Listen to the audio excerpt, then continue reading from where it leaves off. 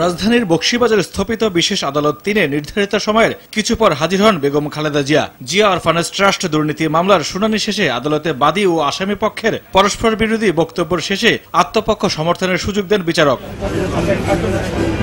ন্যায় বিচার না পাওয়ার শঙ্কা করে বিচারকের প্রতি অনাস্থার কথা জানান আসামি পক্ষের আইনজীবী। বেগম জিয়ার পক্ষ থেকে বলা হয়েছে, আপনি যে প্রশ্নগুলো করে গেছেন এতক্ষণ পর্যন্ত, এটা আমাদের পড়তে হবে, দেখতে হবে, বিবেচনায় নিতে হবে, আইনজীবীদের সঙ্গে পরামর্শ করব, তারপরে আমি জবাব দেব।